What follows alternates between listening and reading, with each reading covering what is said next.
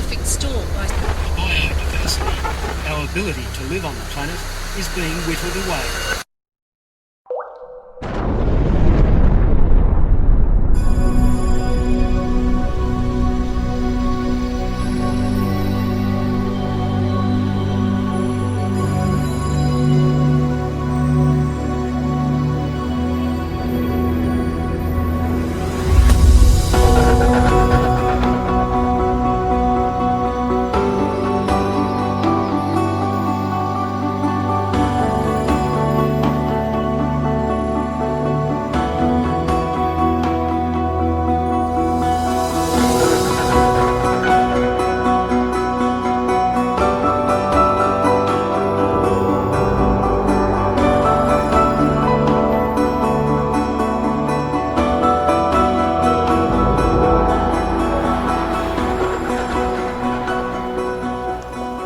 Who am I?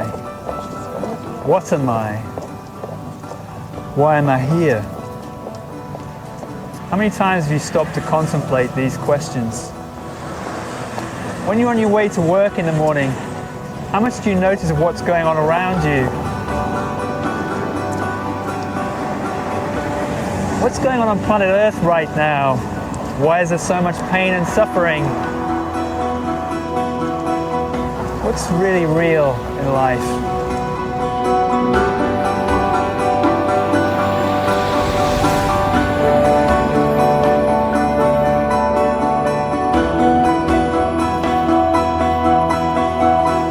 What's your truth?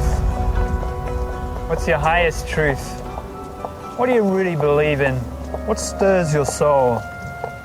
What is destiny? Is there such thing as destiny? How do I tune into my soul and really follow it?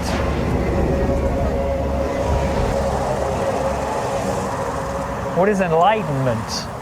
What is ascension? What is this journey that's been spoken of by the gurus and mystics for centuries? Well, this and many other questions we're going to be asking in this video. Fasten your seatbelts, Dorothy, because Kansas is going bye-bye.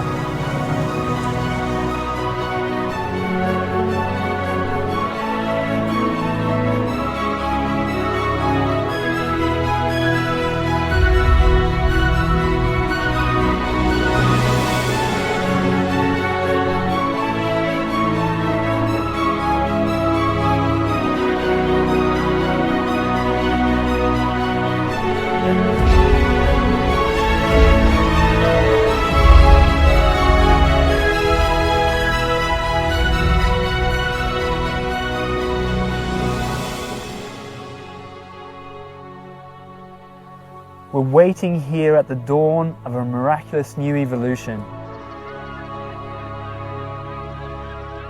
A powerful spiritual awakening is happening to people all across our planet. We're moving into a higher vibrational reality founded on unconditional love, joy, and mutual respect for all life. It's almost impossible to grasp the full magnitude of what's taking place all around us. And yet, even as we speak, the vast majority are still locked in this illusion of separateness, fighting with one another, struggling to control ever-dwindling natural resources. We really are standing at a crucial junction in our evolution, and we have a choice to make. Either we continue to fight with one another and spiral ever further downwards, or alternatively, we go inwards, we unravel the restrictions that are binding us, find a new sense of true self, and allow lightness of being to take us upwards through the darkness into this bright new beginning.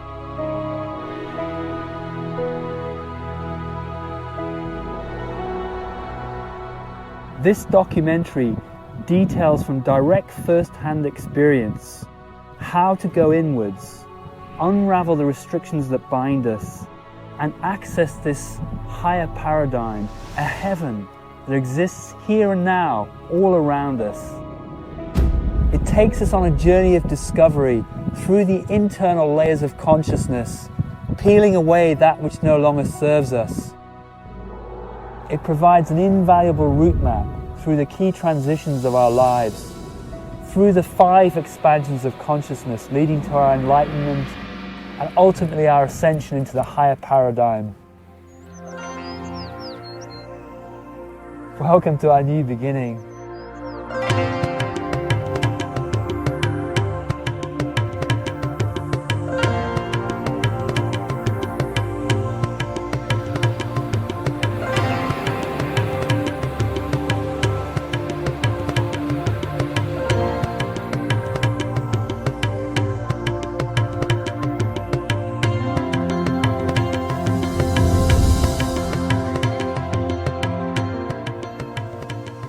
People all across our planet are undergoing a powerful spiritual awakening.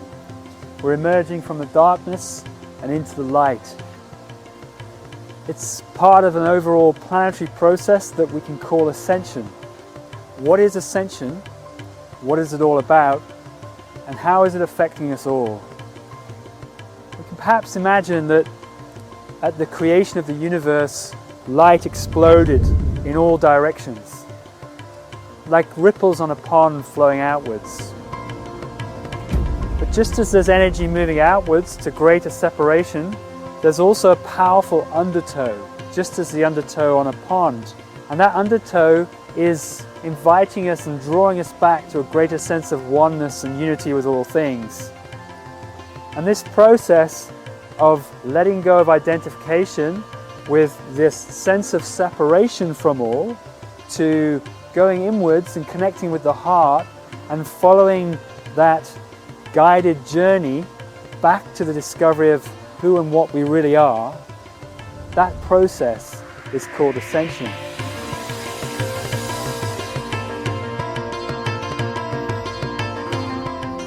What you're seeing all around is you're seeing lots of people still identifying with the whole drama of struggling for survival, concerned deeply about global warming, poverty, famine, these kinds of things. And no one's saying we shouldn't be deeply concerned about those things that are happening on our planet. But in fact, they're also offering a mirror to see ourselves better and ask, who are we really? How are we feeling? What are we being in response to those things that are happening? And when we start going inside and looking at who we are in response to all of that, it's then that we start to unravel the attachments, the distortions that have built up over countless lifetimes. And when we start doing that, we're taken through 5 key expansions of consciousness. Some know them as initiations. Initiations because some of these transitions of consciousness, our spirit, are very powerful indeed. Powerful to rock the very foundations of what we believe to be reality. We create our world, our experience, and everything in the outer movie, if you like, of our lives by what we're being within. And as we start to transition these various expansions, we start changing and shaping the outer reality.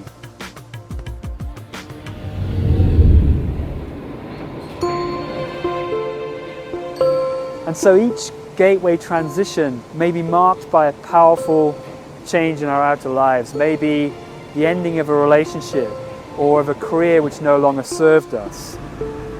Or maybe we changed locations to a new place which is more fulfilling and uplifting.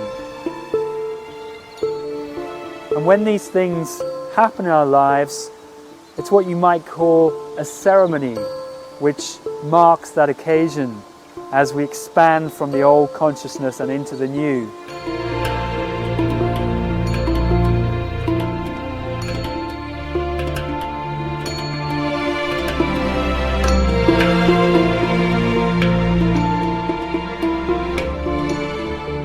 So now we're going to take you on a journey of discovery through the 5 gateways. But as we go there, please bear in mind that this is just a route map. It's not dogmatic gospel. It should be more considered as guidance, a mirror to your own unfolding as you walk the pathway of the 5 expansions of consciousness.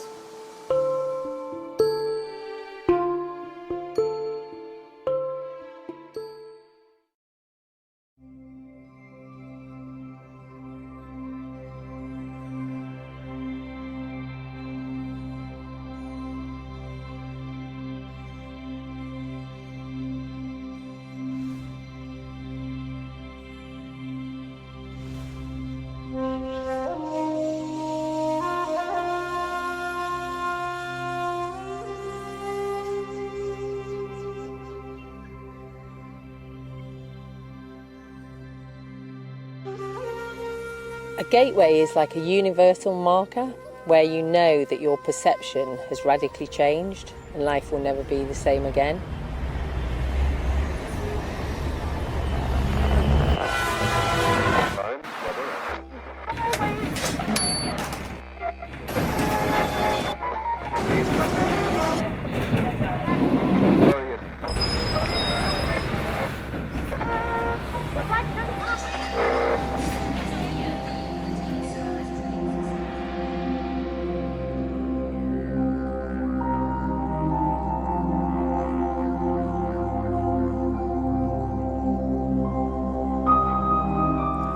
We live in a society that seems perfectly configured to take us out of the experience of the true self.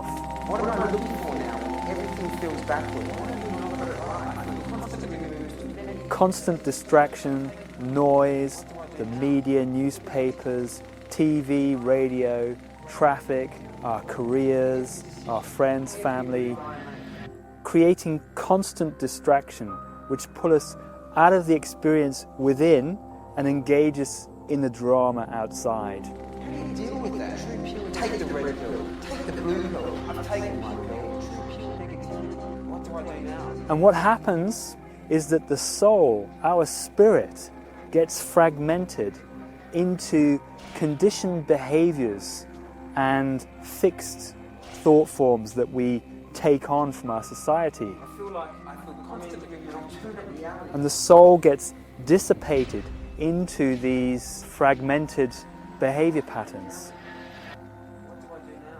And we may live for many lifetimes in this way, constantly lost, constantly seeking something in the external drama, but never finding that illusionary goal which will give us a sense of fulfillment and joy inside. I feel like everything I know is wrong. I feel like everything I know is wrong. I feel like everything I know is wrong. We go to work, we come home, there's got to be more to life than this. What is all this about? I just knew something wasn't right. I was really depressed. I asked the question, who am I? What am I doing here? There's just been this yearning deep inside of me for the longest time. This feeling of isolation that I've had for practically all my life.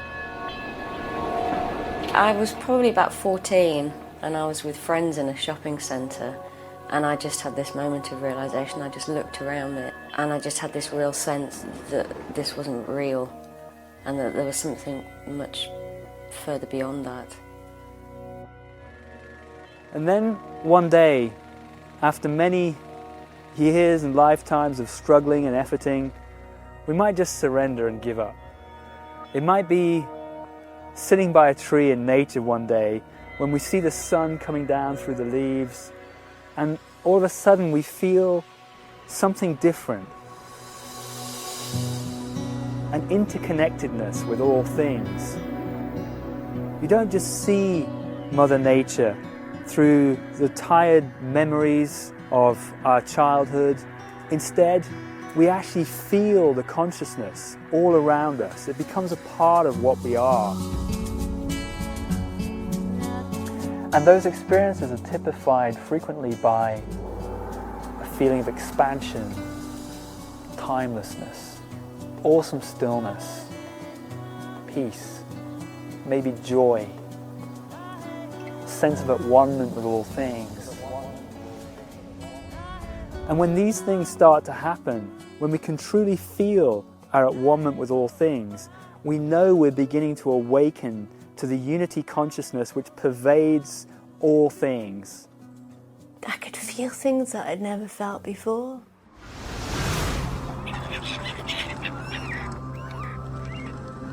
I saw an animal and I felt like I was that animal. I'd woken up, and everywhere I looked I felt like I was in this cosmic mirror and everything was reflecting something back.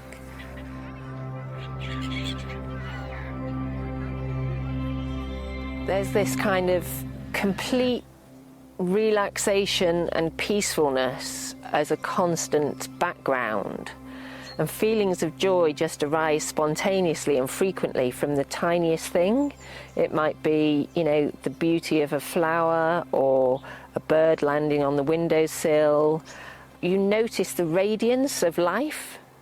And in noticing that radiance of life, how could you possibly do anything to desecrate it? And when we can continually feel this sense of at-one-ment and joy, then it's a sure sign that we're stepping through that first gateway of expanded consciousness. And at that point, it's where we're becoming more the observer of life. We're kind of looking down on it. We're watching ourselves in our daily interactions with people, in our work, in our relationships, in everything that we do. And suddenly we realize we're not in the drama anymore, but we're up above it, looking through the drama. We've been released from it. We are liberated. That's when we're really stepping through that gateway. And it may well be marked by quite a powerful experience. It could be something miraculous that we notice. For example, some amazing synchronicity that guides us to a particular place or time, and we're being spoken to through the weave of life, and that really says something to us. It speaks to the very core of our being. Or it may be simple things, sitting on a park bench, just enjoying and tasting life in a way that we've never done before. It's when these things are happening to us that we can be pretty sure we've stepped through that first gateway and are now beginning to embark on the journey of accelerated spiritual evolution.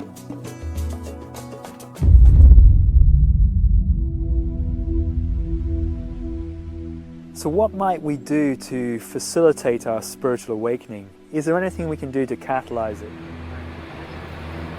The key is to become the observer of ourselves in all of our interactions, in all of the things that we do, in our interactions with friends and family, the food that we eat, the clothes that we wear. When we're driving a car and someone is tailgating us, for example, how is that making us feel inside? So we can realize we are not the sum total of our thoughts, feelings, our beliefs. We are not that, but we are that presence which is watching all of that. And if we can extract ourselves and surrender into that heavenly place, then our awakening is likely to happen.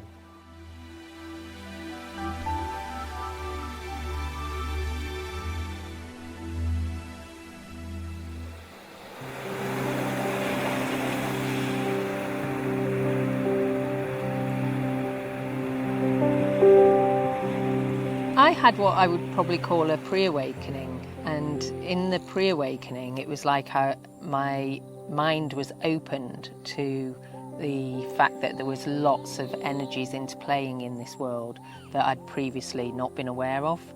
And what followed for me was just a kind of mental exploration of all that, going out and reading lots of books, for instance. So my awakening happened maybe 10 years after that, when through a series of beautiful shamanic ceremonies, I was just overwhelmed by a really nurturing feeling of connection. I get the feeling that my awakening happened when I was quite young, actually, or that I was always awake, but didn't necessarily understand what being awake was. I just perhaps perceived things differently. I went through the first gateway during a car crash in which I thought I'd certainly die. When you face death, you have one of two choices. You can either go into panic and terror and fear of what that means and really close down, or as what happened to me, you can simply just completely and totally let go. I literally just collapsed on the bed and let go of everything. Everything I dreamed of, everything I loved, everything I despised, everything that meant anything to me. And I felt this rush of white light bolt through my entire being and fountain out through my head. And before I knew it, I was just immersed in a sea. It was actually an infinite sea of white light. There was nothing else. Everything had fallen away. It's like your consciousness just expands like a genie out of the bottle.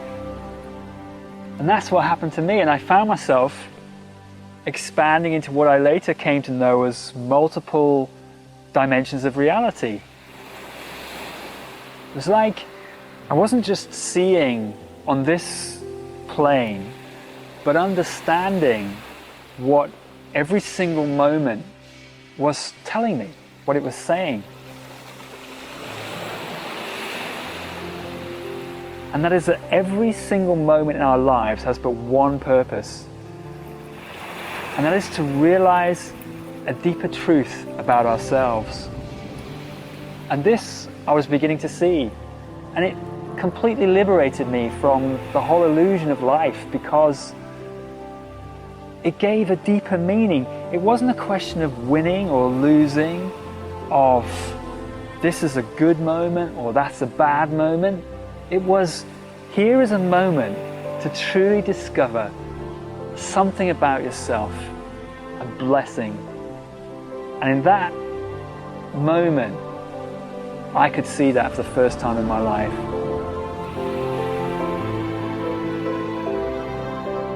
I felt unity consciousness for the first time. I felt connected to everything for the first time in my life.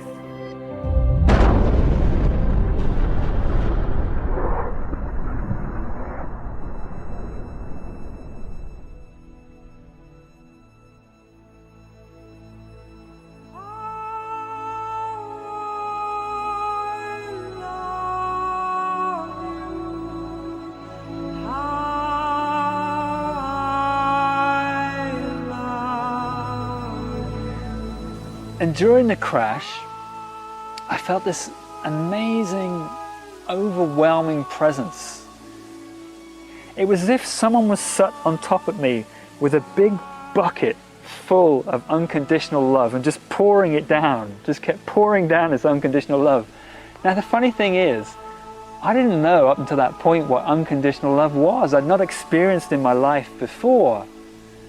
But there's a knowing when it happens, a knowing that must be intrinsic to us all, because I knew what that was. I knew it was unconditional love. And it was loving me just for me. It was loving the good, the bad and the ugly. It was loving everything. It was almost like the universe came and just gave me this great big hug, and suddenly I knew what it was to be connected. And so in that crash, life changed irrevocably for me. From that point on, yes, I might have got lost in the drama a bit every now and then, but that memory, that experience, that consciousness was always there then to remind me just to let go and say, hey, come on, this is all just a game. Just let go and just experience unity with everything again. And so after that point, I never got lost for any real length of time again. That was my Gateway 1 experience.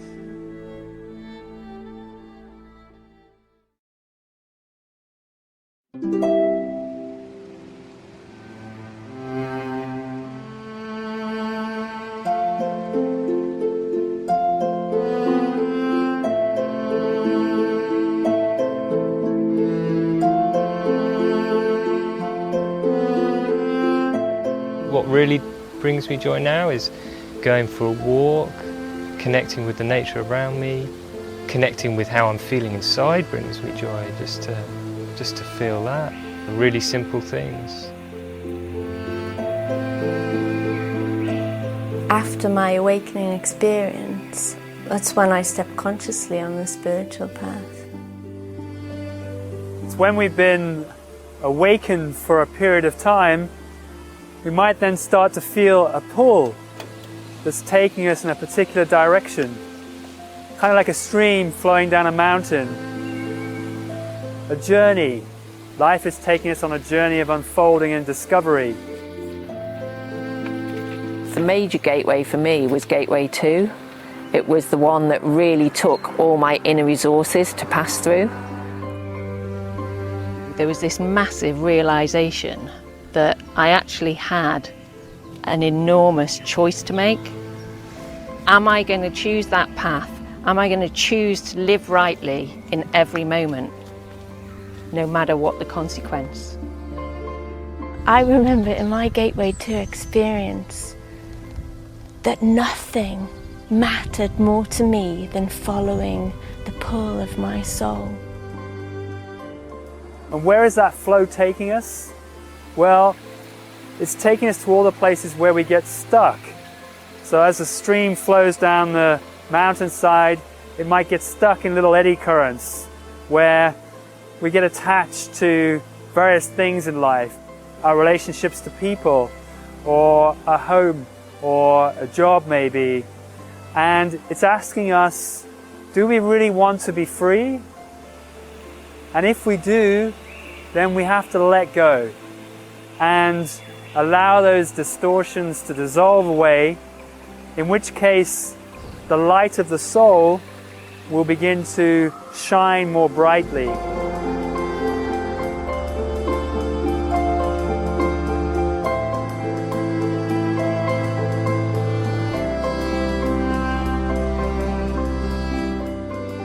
And what's happening is we're realigning from personality or mind-led choices in life. We're surrendering that and instead going with what the heart, what we feel inside is really directing us to do. So this is called the realignment. It's just leaving behind everything you know and looking for something that you don't know if you'll find it. But there is a nice saying about going out on a limb because that's where the fruit is.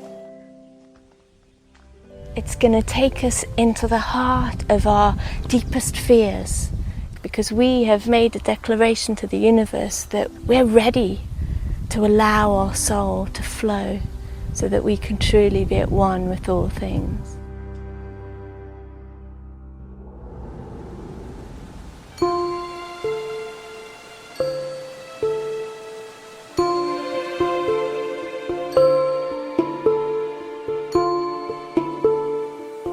So how might we facilitate soul-led decision-making in life and really following the flow of the soul? Well, it begins by giving time to those things that really give us joy in life, that really make us feel light and uplifted and complete and whole. Maybe it's a favorite pastime, or walking out in the countryside, or playing some kind of sport, or meditation, or particular practice.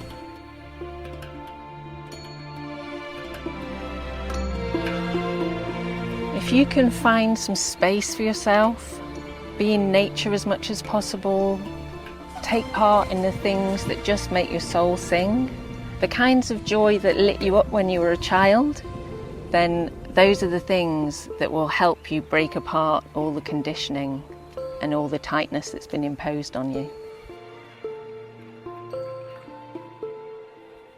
If we take the time through our daily lives to give as much time as possible to those things that give us joy, then we'll connect more with that real deep soulful feeling inside more and more.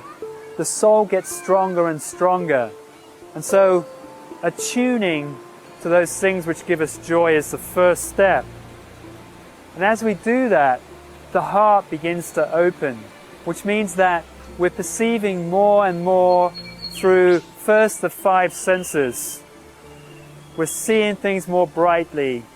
Sounds are crisper, as if they're kind of inside of us. When we're listening to them, we feel the vibrations.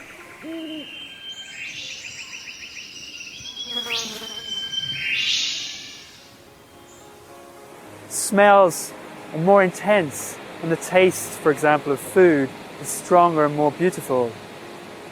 When we taste food, really taste it. Notice scents, smells, fragrances around us. The sounds. We feel at a depth that we never felt before. The simplest thing becomes the most beautiful thing you've ever seen in your life.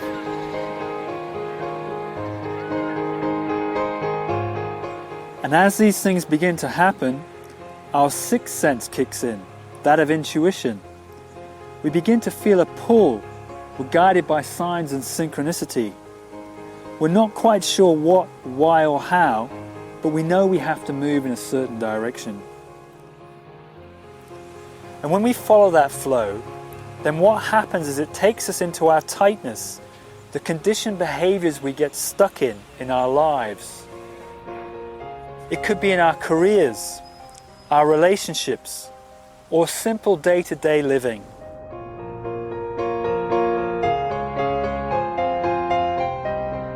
We're creating an ever-changing mirror through that synchronicity, saying, this is what you are being now. Does that serve you? Is there something else inside which is a greater expression of who and what you are?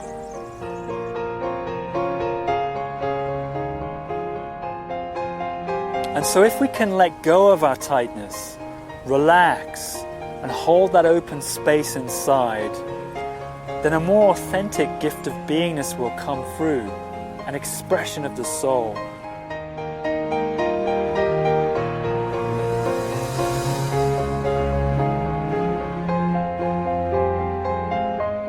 Then frequently, our outer world is going to reflect that new beingness back to us through divine acts of synchronicity.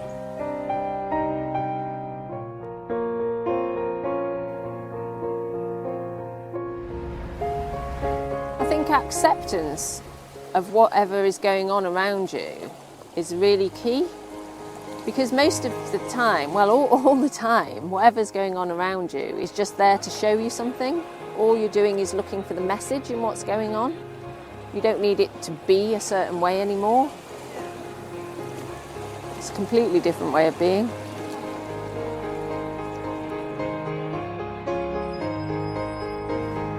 What I've noticed is that there's a fear that people have about being who they truly are and walking the path. Where is that path going to take them? What impact is it going to have on other people? How are we going to pay the bills if we leave a job?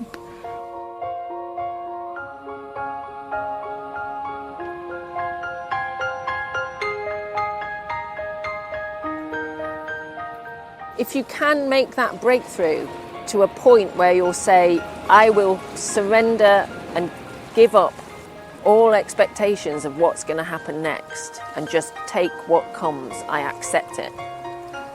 If you can be in that space, it means you're ready to go through Gateway 2, even though you might be frightened. But if you're prepared to grasp your courage in both hands and say, I will take whatever comes, then you're through the gate.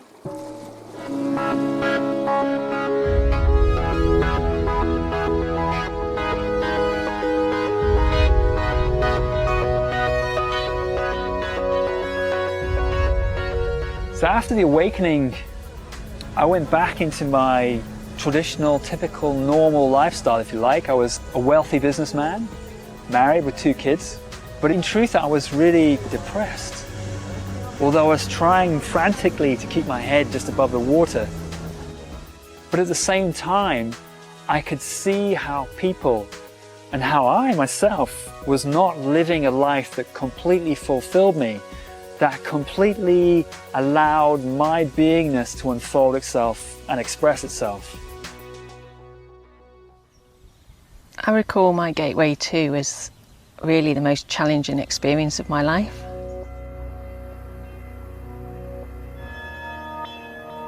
To grasp the courage to move beyond the expectations of everyone around me, and to know I was hurting people around me, was a truly testing experience.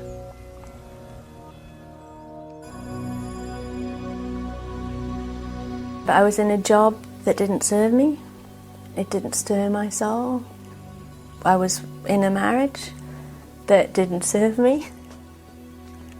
And I remember feeling an energy welling from my soul, crying out, I am not going to do anything that doesn't serve me anymore. It was like I was being constrained and limited by the house, by gadgets, by electricity, electrosmog, by the food we ate, by the clothes we wore. All of these things were having a lowering, compressing effect on my vibration. And so I asked the universe, show me. Show me how to walk my true path in life. I couldn't live in both worlds anymore. I just had to fully move into the lightness. So I just had to move to that place of being free to be me. Being free to be me in every moment. And I was taken to Cornwall in southern England to meditate for a week on the cliffs overlooking the ocean. And I had this intention, and I found myself tightening and constricting again. And then something happened. I let go again. I realized what this is really all about, that it's really about your joy and following that which really makes your soul sing. So instead of having this intention, I just started following the pull.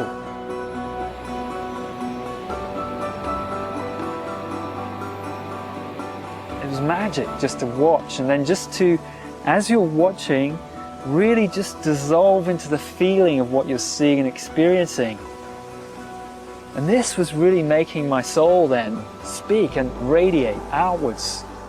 And so I realized that simple things in nature were beginning to speak to me. You could look up into the clouds and see a cloud formation, and if you just opened and asked, what does that mean? Show me. You'd actually feel something inside. You might not actually get it intellectually, and that's okay. But the key is, what are you feeling inside? Is it helping you open up and let go? And so my meditation became a living, breathing, walking, moving, spiritual act. And that really helped me unfold. It was a challenging experience to leave my marriage, especially when I had a baby.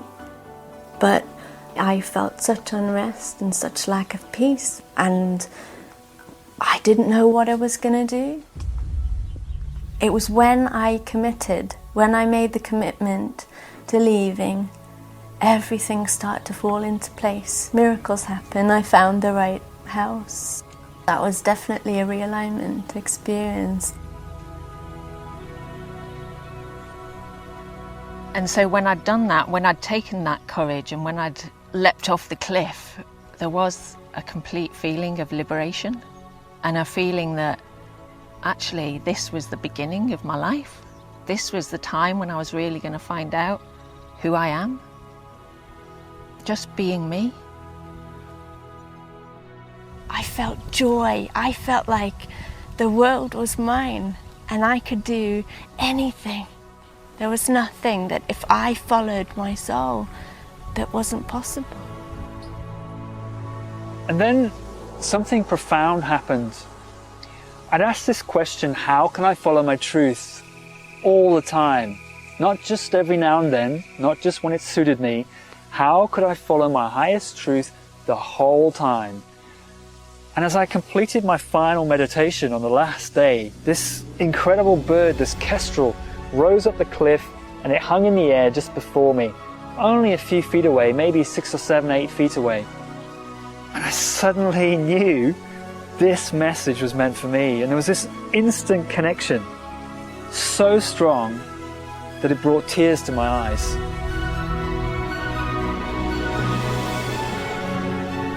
And what did I notice? I noticed that its head was perfectly still, and yet that its body angled under the wind coming off the ocean, subtly adjusting its feathers and its wings and its body to hold its head perfectly still. And then just at the right moment, it dropped out of the sky like a bullet, straight down on its target below. And I knew this was my message, and it was this: if we can be still in life, if we can observe and watch the drama, but not just the drama, watching ourselves in it, if we can do that and not be sucked in, then what happens is the heart opens. And as the heart opens, we feel through the 6 senses the flow, the natural flow of the universe more strongly through our being. And as we feel that, it's like every moment invites right action. Then we have a choice. Are we going to follow right action or not? This is the moment then to express our highest truth. And if we hold that open space, then spontaneously truth will arise. That was my understanding of how to walk the path. And I made a commitment on that day that I would always hold that open space to feel what was right in the moment. My advice to someone who's feeling pulled to begin walking the path would be to take that next step, to find the courage and to keep walking.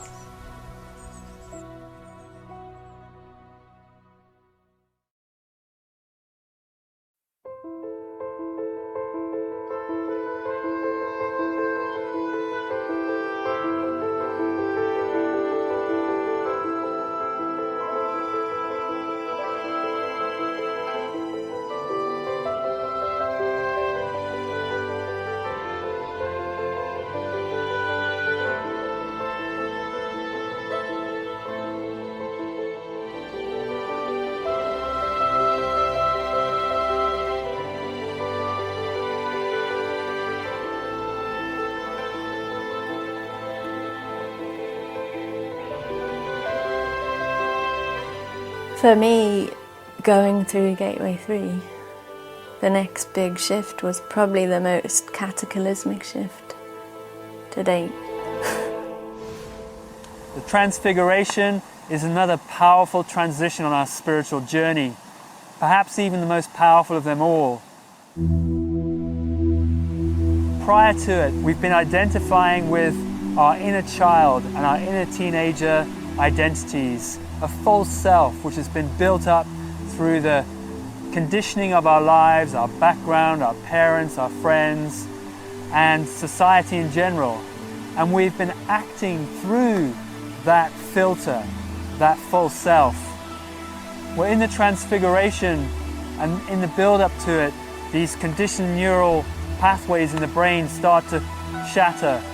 And as they do so, the seer arises out of the false self, just like a phoenix from the ashes. We're now riding the soul like a wave through the outer experiences of our lives.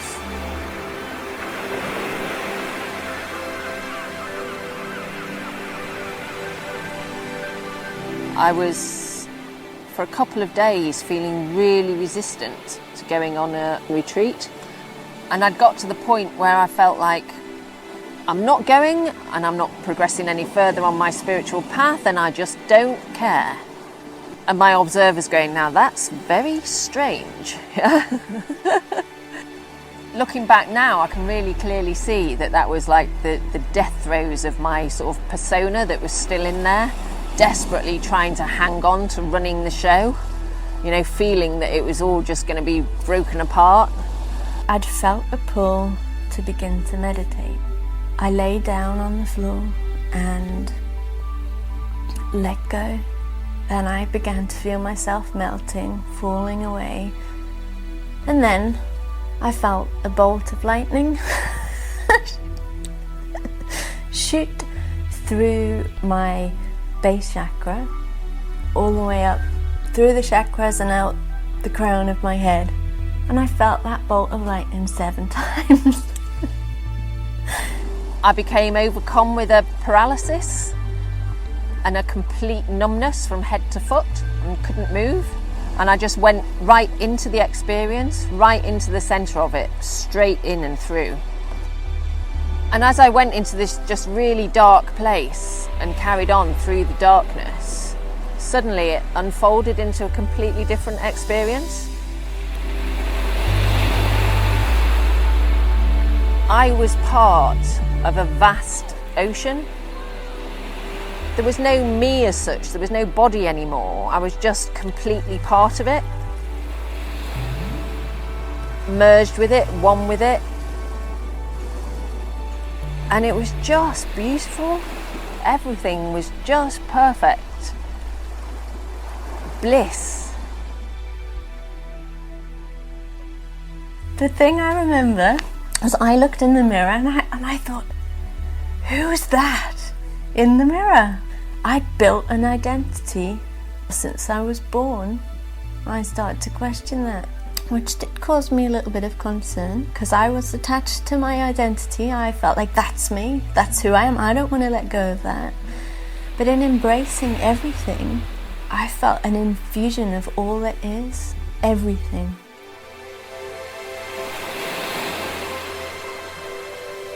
And so I was just enjoying being in the bliss. But somehow there was no I anymore. So I was kind of the experience, and then a really crystal clear awareness of that experience. And it was so crystal clear, I recognised it as being the seer. It was a colossal surge of universal life energy. I didn't understand that at the time. I didn't know what it was. This energy brought me to the transfiguration. So it can feel like a very powerful and sometimes destabilizing experience. But as it happens, it's really clear that something major has shifted within us. And we look at the world in a much different way now. We know beyond a doubt that we are at one with everything. There is no separation between us and what's out there. We are one.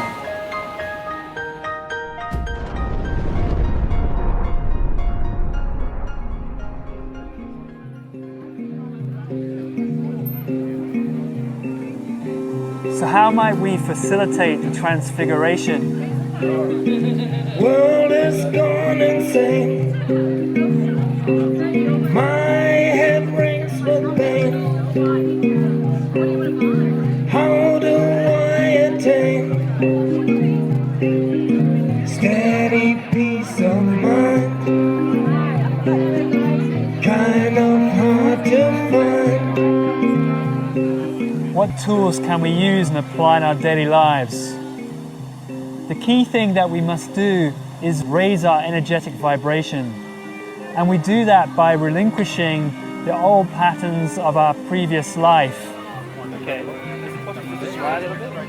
So we'll confront many things. We'll confront our dietary habits, for example, the relationships that we might have, those key points that drag us back into the old sense of consciousness, the old identification.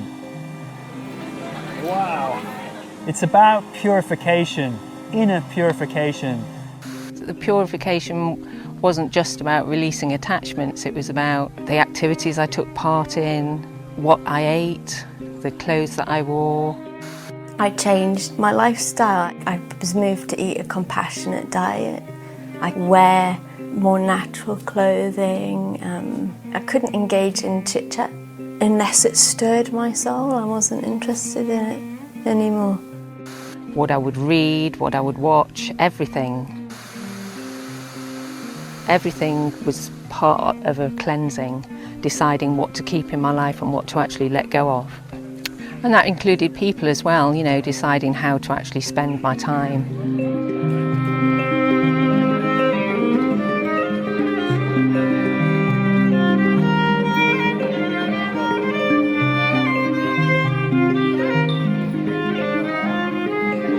I was guided to move away from people who pulled me back. And for me, that was absolutely crucial. If I hadn't done that, I never would have got any further. You know, live by myself and live very quietly and not interact with new people. But to take that time out, because I would have been constantly being influenced by other people's concerns and worries about me. And the thing is that now, in the fullness of time, 18, 19 months later, nobody's worried about me at all because they can see how happy I am.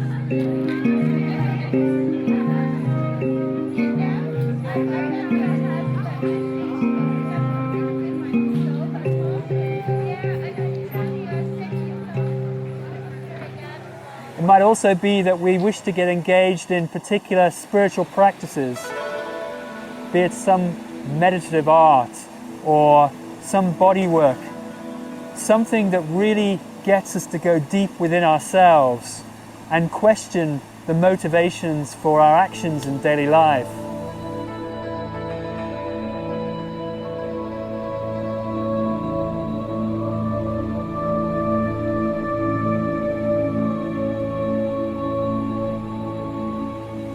And when we do that, we're connecting more and more and more with the soul.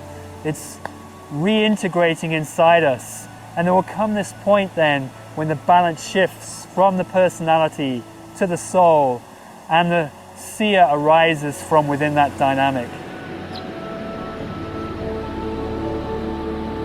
The seer is my state of absolute, pure, non-identified presence. It's a state beyond all things, yet through it all, it's everything and nothing at the same time.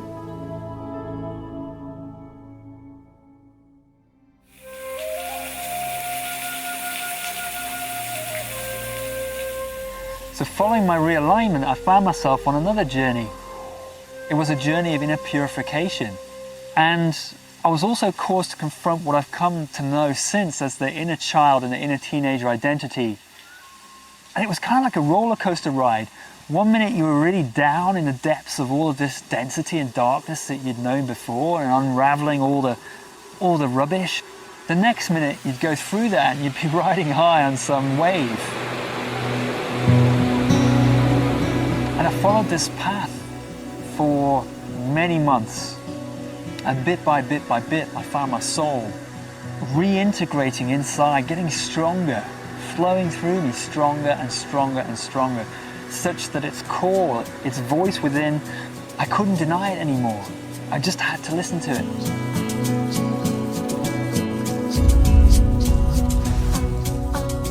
And then one day, it led me up onto a hilltop overlooking the farm where I worked.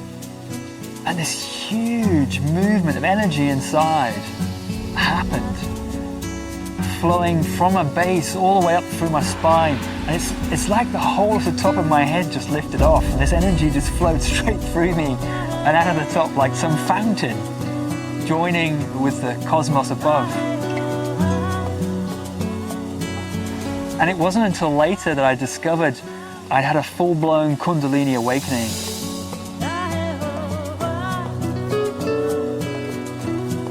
And with my Kundalini awakening came this amazing experience of what I can only describe as pure, non-identified presence. Crystal clear clarity that seemed to pervade everything. It was as though I'd become everything, nothing all at once. Amazing experience. And I remember walking around thinking, what's this? I'm moving a body. How am I doing that? It's like I'd just been reborn again. And, you know, my frame of reference for everything had completely shattered.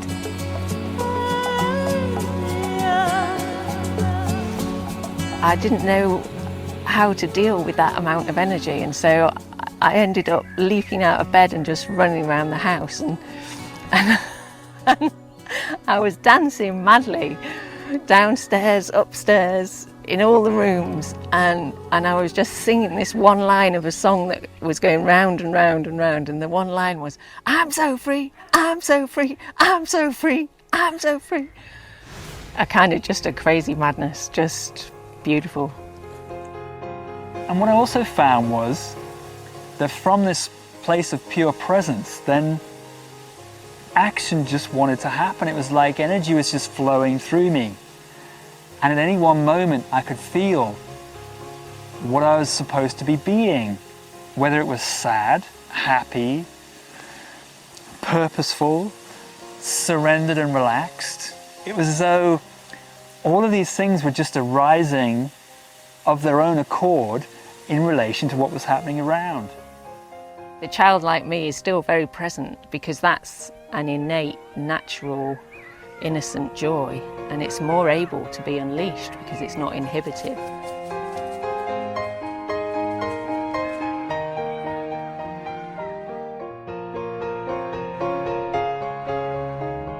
I am now so fully my true self that I can interact with society again and not be lost in it. Because between Gateway 2 and Gateway 3, it's just there sucking you back. That's why I had to be isolated. But now, it can never suck me back. I'm ready for it. Bring it on. The trouble was that people on the outside world couldn't now relate to who and what I was now being. They'd known me a certain way, they'd expected me to be a certain way. But I couldn't conform to that anymore. That just wasn't real for me, it just didn't exist. And so for a while, there was this sense of dislocation from everything, from society, from people. But instead of identifying with it, I just let myself go into it and expand into it and keep looking for that new aspect of beingness, that new energy which wants to come through, and aligning with that. And that was my experience of being transfigured.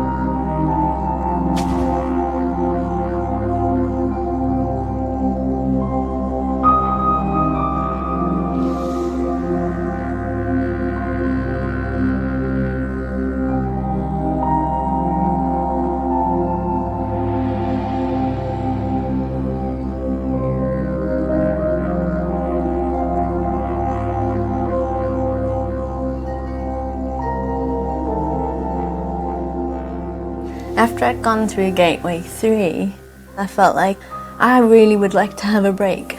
I'd like just to have a nice peaceful life. I was committed with every cell of my being to walking the path. And I began to have my first experiences of dealing with karma. As we've transitioned Gateway 3, the false self has been completely obliterated, and we as the seer have stepped out of the ashes. Now we are the non-identified awareness of all things. We've transcended the space between the spaces. And that experience is so profound, it's so amazing, that often a shadow might creep up while we're in that state and start to question what we're really experiencing.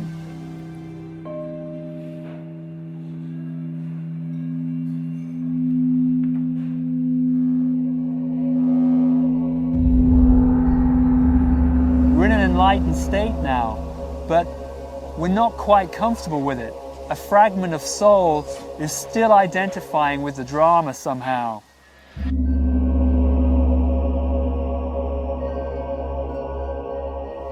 Alternatively, the experience may be so beautiful, so profound, that we wish to own that, and so a shadow identity may form around that experience. It's kind of like an echo of the nothing everythingness that we're feeling. And to truly deal with that experience, to dissolve away the shadows, we must go deep into our past, into our karma, because it's our karma that creates these shadow identities from our past life experiences.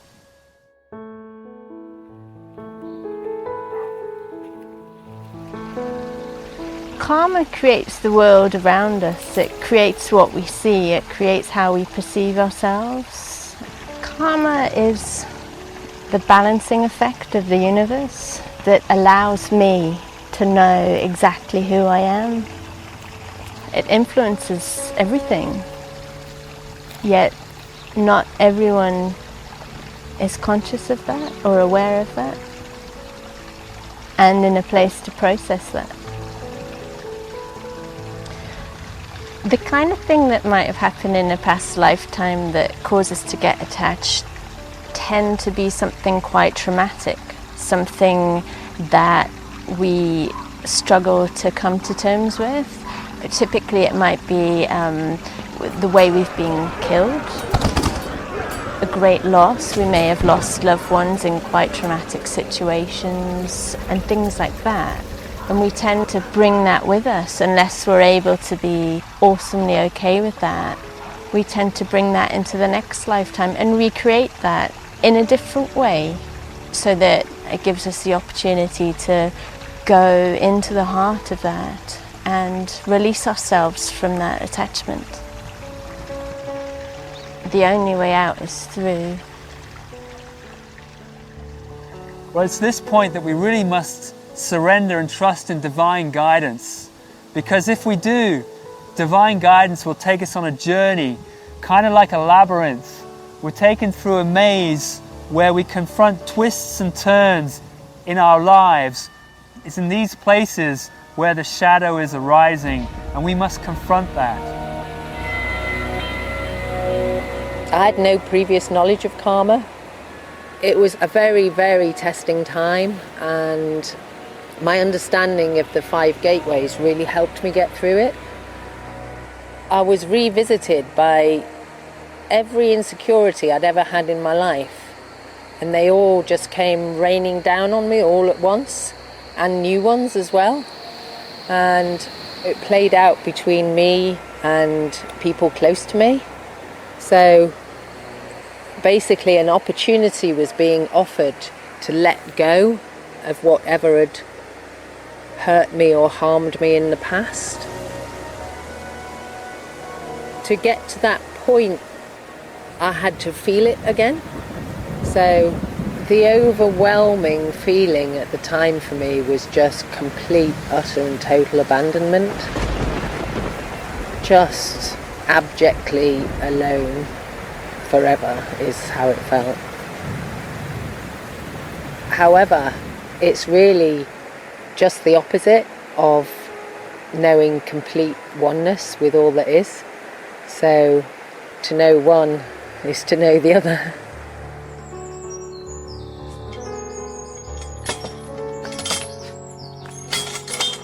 It sounds really challenging, and it is really challenging, but the liberation that we experience is truly profound. It's more profound than anything we can experience before that. And so we might be taken through many incidents like that to dissolve this karma, which is why people call this transition the crucifixion. Till ultimately, the soul is completely reintegrated within us, and we are the seer of all things, riding the soul like a wave. We are centered in our truth. We are now completely enlightened.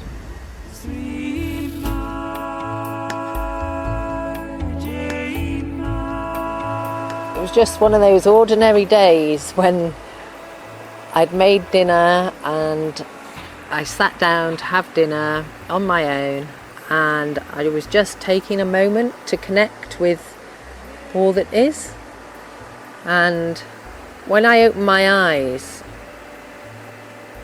an awareness could see my arms on the table, but my awareness had completely changed. There was no longer an I arising from my body. There was just awareness. It's like if I was to use the word me or I or my arms, I would be talking about something that's separate, and there was just nothing that was separate anymore.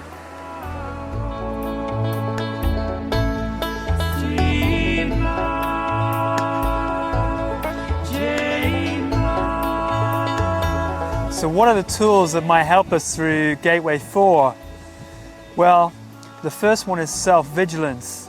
That means to watch what we're feeling inside and watch our motivations for action. Are we behaving completely authentically, or is there still some hidden desire for an outcome in this drama?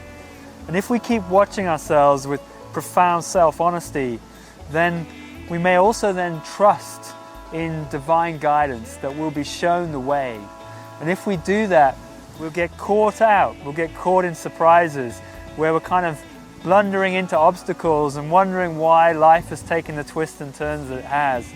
It's almost like the universe is having a great cosmic joke at our expense. And it's at this point that we reconfront our karma. So we might be looking for essences of past life experiences. Maybe we don't quite know why we're feeling the things we're feeling, but they are coming up.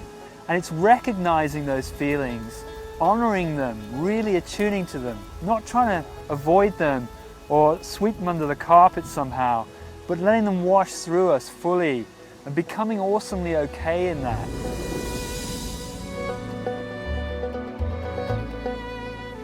The key to processing karma is to go right into the center of whatever we feel.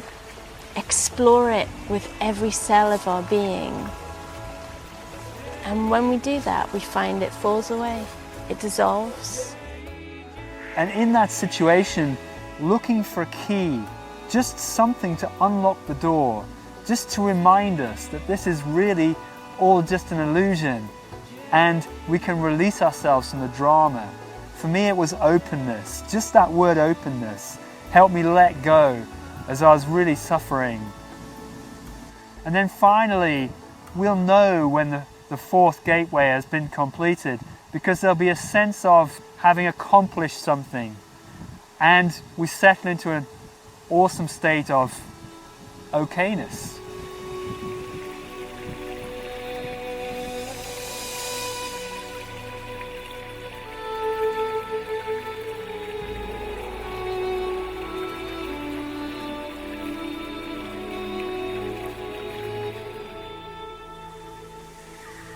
With the Gateway 4, what I found now was that I was getting deeper and deeper involved in spiritual work.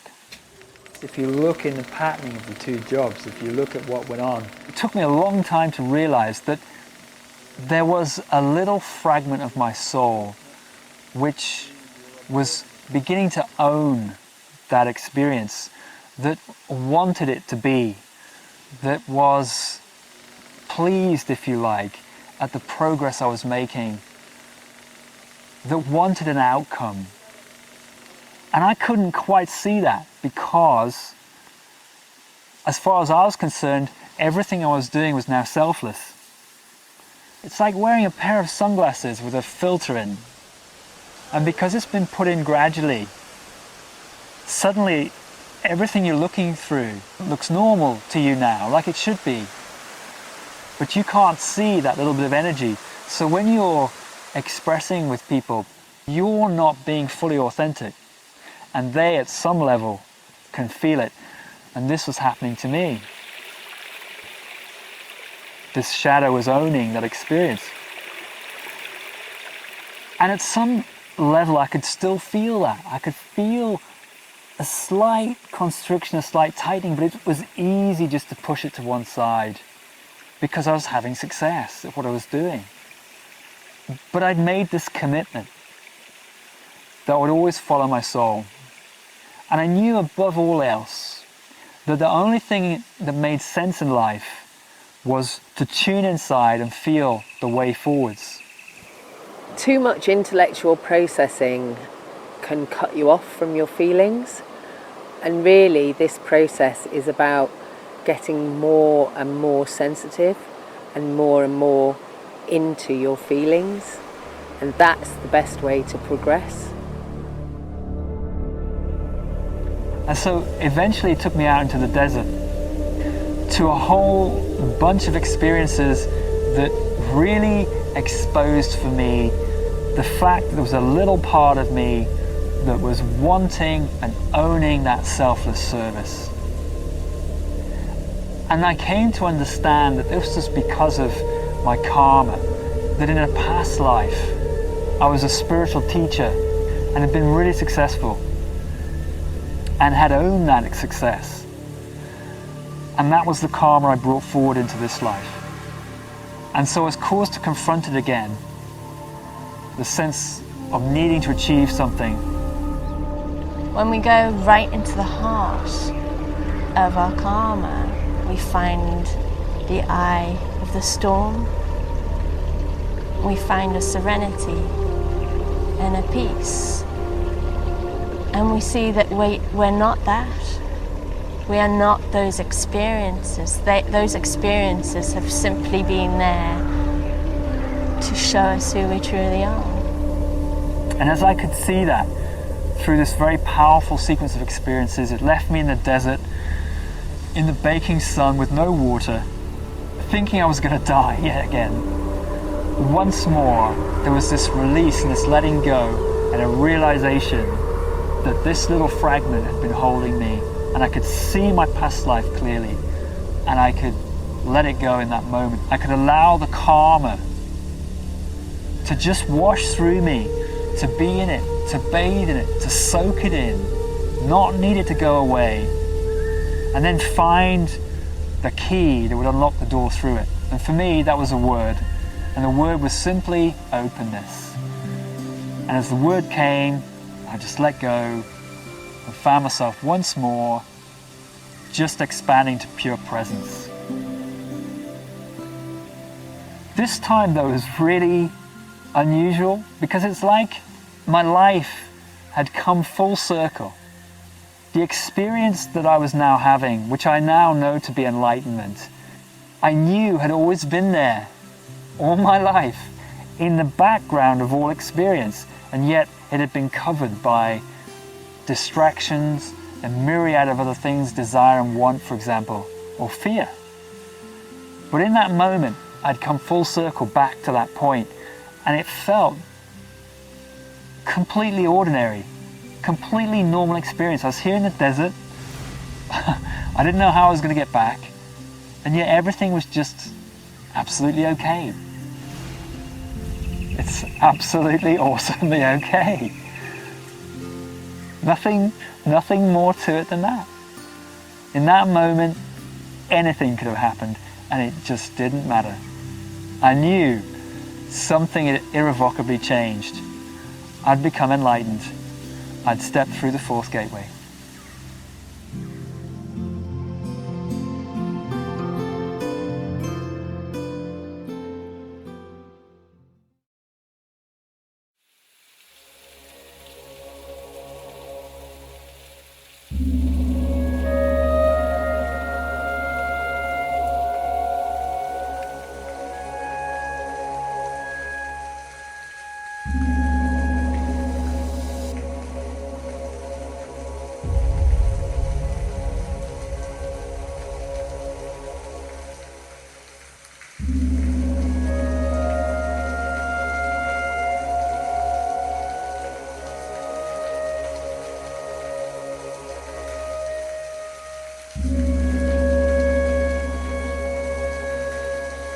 The primary vehicle of expression in this plane is the physical body. It's the ultimate expression of form. It's very common that we get lost within that form. We think we are that form. The final gateway is called the resurrection, the fifth gateway. What is this all about? What am I looking for now when everything feels bad? Well, in our earlier part of our journey, as we've been identified and kind of lost within this external drama, then the full complement of human skills have really closed down. We don't just have one body of expression, we actually have 7. And they range from various essences of consciousness, from physical through to energetic and etheric, spirit light body, for example. And many of these have closed down as we become so identified with the physical body. Well, in the fifth gateway, the soul is allowed to flow freely, and the soul will now finally enter all 7 bodily vehicles of expression. It will cleanse them, it will purify them, reactivate and re-energize them. So what happens is we start to acquire new skills of sensitivity. Our psychic skills become stronger and stronger and stronger. We sense much more of the surrounding environment. We read synchronicities much more strongly. We get to see that there's this natural flow. We become part of that natural flow. It's happening all around us. There's no separation of our action and the coordinate activities of the universe.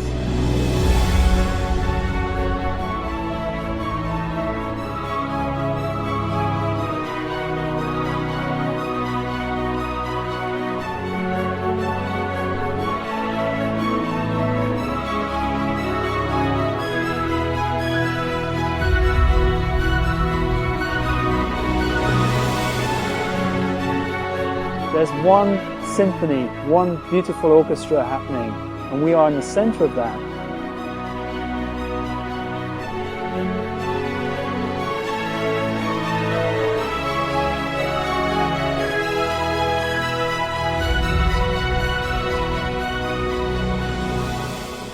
As I let go of anything that doesn't serve me, a magical path forms in front of me. That's far more magical than anything I could create with my mind. I'm creating in harmony with the universe, and everything that forms around me is divine. So in this transition, gradually over time, we are dealing with the final fragments of conditioned behaviors. We're no longer lost in them, but we will reactivate them. So for example, if we've had attachments in the past in relationships, it may well be that our beingness manifests a partner that's very close in our vibration, which brings out those distortions in us.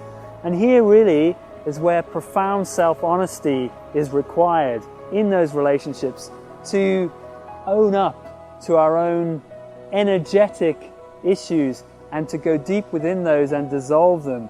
So we're behaving all the time more and more authentically. We're owning our own creative process. We're blaming nothing outside of ourselves. We are absolute creators and therefore masters of our experience. This is the Gateway 5 transition. And so it's like I am truly part of the co-creative force of the universe now. That is my way of being, and it plays out for me every day in different ways. And when it plays out in what I would call a kind of big sequence, it's so moving, it's just so divine. There's absolutely no need whatsoever to intend anything at all, to manifest or create something, because we are that creation. All we have to do is be authentic, be true to our authentic beingness, and we'll find that the world shapes around us. This is what defines the resurrection.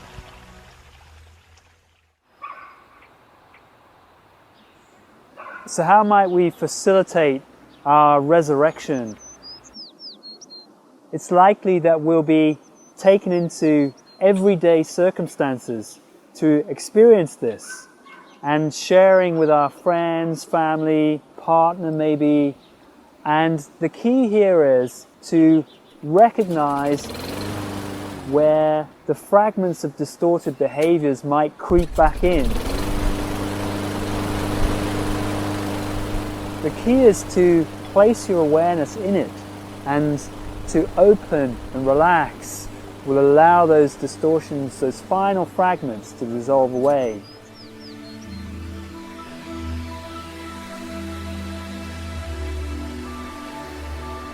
A large part of the Gateway 5 process seems to be about going back through all the things you've already done, like revisiting every aspect of your beingness. So it's kind of like weeding a garden. You might go through and pull up all the big obvious weeds, but once they've gone, you can see the little tiny weeds, and you can go through again, taking out things to a finer and finer level.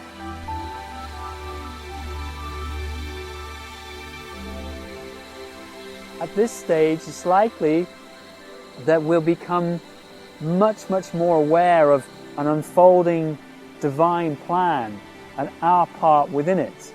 And the key is to really surrender into that role, surrender into that plan, and recognize our role as light workers and be a positive force for change. It's our purpose here to bring in light, to help others to see the light within themselves and really magnify that and glorify that for everyone else, in which case we raise our collective vibration. When we're in Gateway 5, the purpose is to allow our authentic beingness to infuse into this world so that others may see that inside of themselves.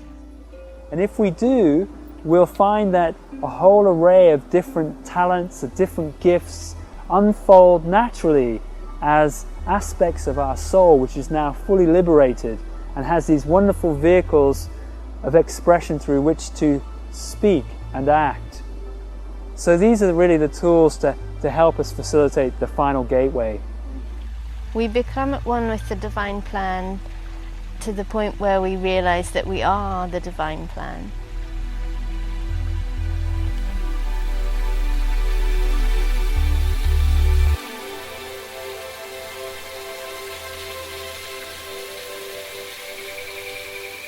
For me, the fifth gateway, it was like I'd begun the enlightenment process all over again, because it took me back into relationship.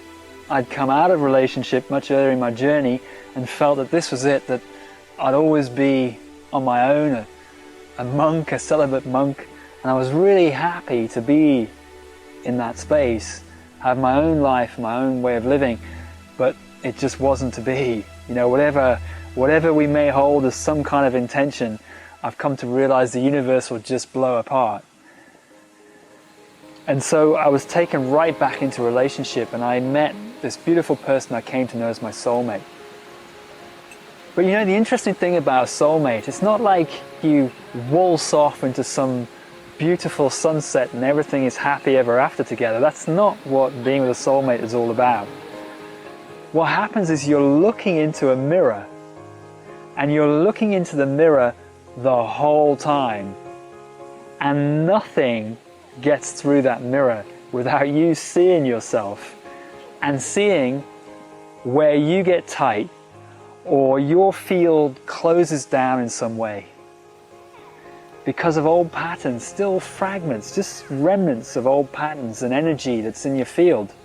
Maybe because you were selfish in relationship, for example. I want to get relaxed. You're not getting engaged in the drama, are you? You sure? The outcome doesn't matter. And if we go back...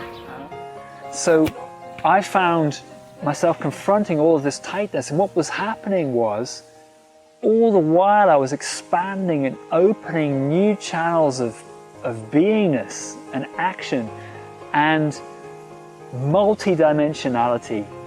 So it was like you could read continually the deeper meaning behind all events and circumstances, especially those events and circumstances that made you get tight. It wasn't like some, magical wonderland. It was continually confronting the tightness, like hammering a nail into the wall and banging your thumb, or trying to put wallpaper up, or digging the garden. Do you get tight around those things or not? And they all spoke. They all had a deeper meaning. And you could feel all the time this natural flow in and through those events. So when you come to a place like this, a beautiful place, an expansive place, it's now like everything is speaking to you. The birds, the insects, the trees, the rocks, they come alive, and you are at one with that, and you're feeling that the whole time. Your undeniable place within it. It's like living your life surrounded by miracles the whole time. It's like when you were little and the world felt magical, and then somehow that all faded away. And now it's like that's reclaimed when every little nuance of life speaks to you. Every petal, every flower, every bird, every cloud, anything that can carry a message. When that's speaking to you all the time, life is truly magical all the time. So now we're being fully multidimensional. We're connecting and communicating with life on multiple planes of existence. The full complement of the 7 bodily vehicles of expression are now open and activating and working positively for you. That's the full-blown 5th gateway experience. And now we are liberated, we are free to continue our path onwards and forwards into higher realms. But it may be that we choose to stay, or we're given to stay. It's our destiny to stay, to help others on their journey of unfolding. And for me, that's what's happened until it's my time to move on.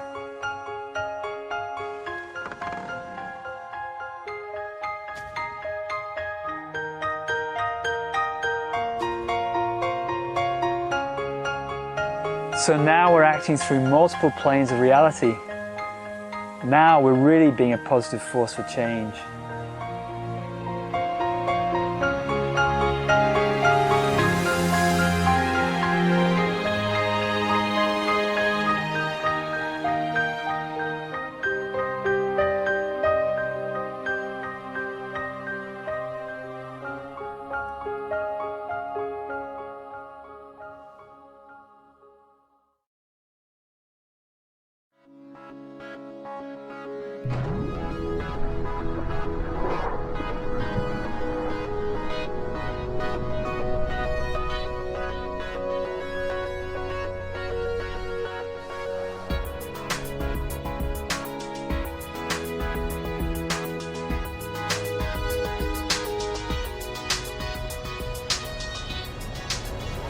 They say that it's always darkest just before the dawn. We really are waiting at the crossroads of a new evolution for mankind. Many are still stuck in this reality, in the old world, the old values, the old existence that just doesn't really serve us anymore. And there are others who are going inwards and saying, there must be something more than this. And I can tap into that when I really peel away that which doesn't serve me and access my true human beingness. We each have gifts that we probably never dreamed of. And if we step through these 5 gateways that we've outlined in this film, then we really can access this new heaven all around us here and now. I used to think that enlightenment and ascension were just for the occasional spiritual master that passed through every now and again. But what I now realise, it's actually the natural spiritual progression for all of us.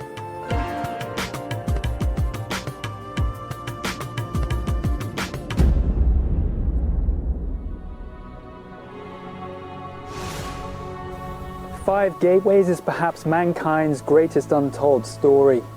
You can see it, of course, in the life of Jesus, but not just Jesus. You can see it in the lives of other spiritual masters too. The Buddha, for example.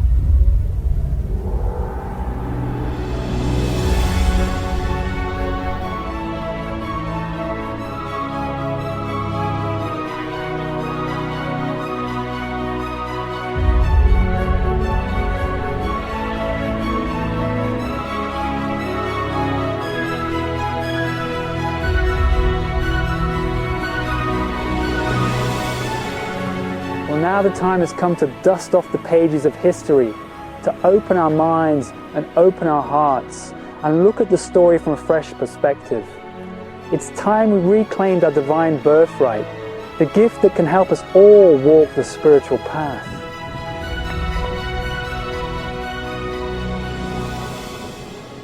That, to me, is the message of the 5 gateways. So as you walk the path, each learning is really integrated into your being. Understanding is just drop into place. Concepts actually become knowings. There's something inside of me that clicked, and it feels like I don't have to sort of struggle and effort to be on the path, because by just surrendering and relaxing and, trusting in what's happening, it feels like I am on the path. Stuff's going to happen, and I'll just have to deal with that. That's okay.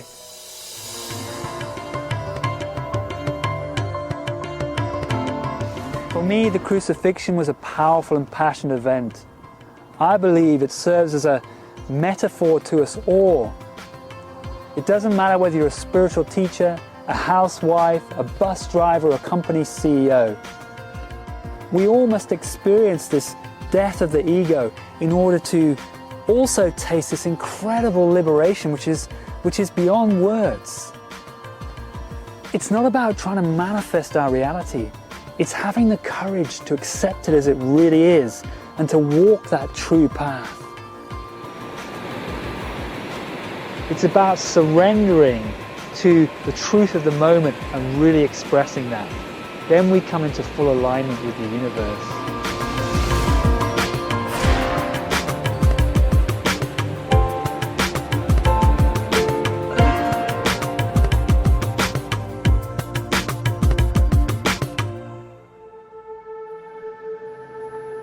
We create our reality by what we're being within. It's like with a cinema projector, creating the outer movie of our lives by our inner configuration of consciousness. Now, when people discover this, there's often a temptation to try to manifest or control the outer reality by controlling the inner one. This is ultimately self-defeating. After all, we are who we are. The real secret to unfolding our destiny is simply to remove all the internal obstacles to it.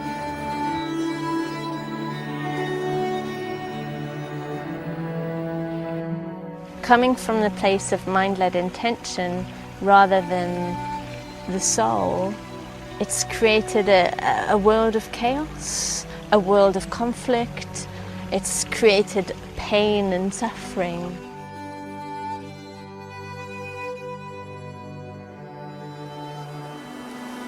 We're not living in one world but two.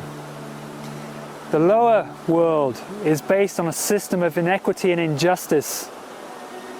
It's a world of have and have not, of rich and poor, of profit and loss, of winner and loser. It's an outdated system long past its sell-by date. And yet there's another world, a truly beautiful world of interconnectivity with all. It's where all life is cherished and respected. It's where we receive with one hand, and with the other we give in equal measure. It's about spiritual enrichment and continued human evolution. Now these two worlds are beginning to separate. The energy is moving from the old world and into the new. And as that energy moves, the old systems, the old structures are fracturing and breaking apart. It's that sense of freedom and liberation which is being released from that. And as that energy moves into the higher paradigm, we're going to see those old systems crumbling and cracking all around us. You know, one world has a future and the other does not.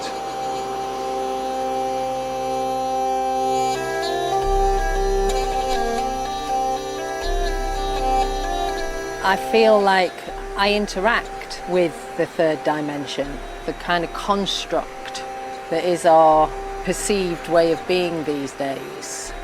But I'm not of it anymore. I'm no longer part of that. I feel much more aligned with the fifth dimension. I know I'm ascending. That is my reality. Poets, authors, painters, they've all tried to capture this, but can never really justify that amazing sense of completeness and fulfillment within. There's something here in this feeling that this is what I've been searching for. I don't now feel alienated. I feel like there are people out there who are experiencing it, and lots of people are experiencing this. It is an awakening. It is like being unplugged from the matrix. It is a new knowledge. I've come home. I can identify with people. I don't feel like a freak anymore. I found it. Now I'm definitely walking my own path. I'm going in.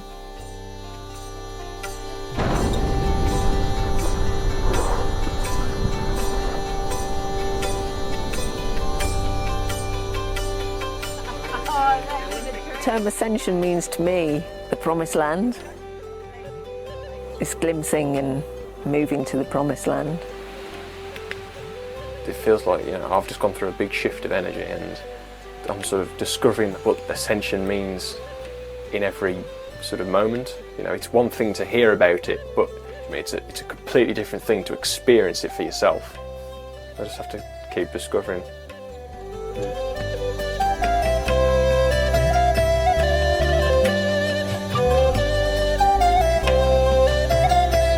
Ascension means going home.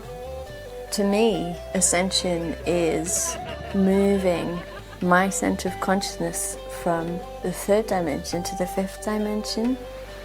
And I feel like there are lots of people who are responding to the call within their soul.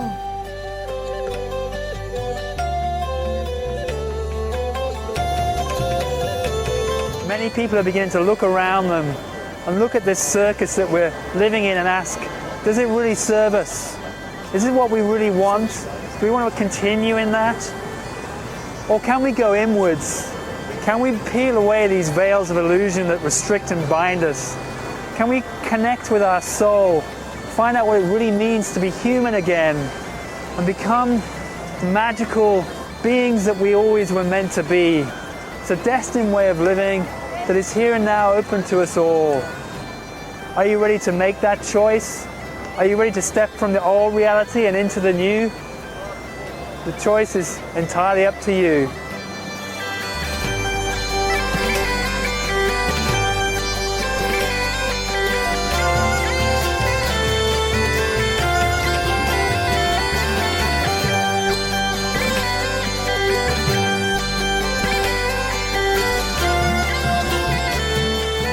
There is no better way to be alive.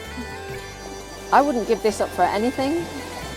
It's just moments of utter joy and perfection and happiness and wonder and awe, and you know, you live your life with the icing on the cake.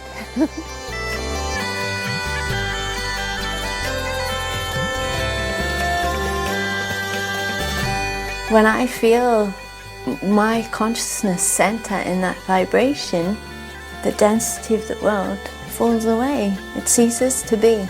It has served its purpose because we have reached a stage in our evolution where we don't need to feel that. We look with something that's beyond these eyes, so we look with the soul. We communicate with absolute authenticity. There's nothing but profound honesty with ourselves.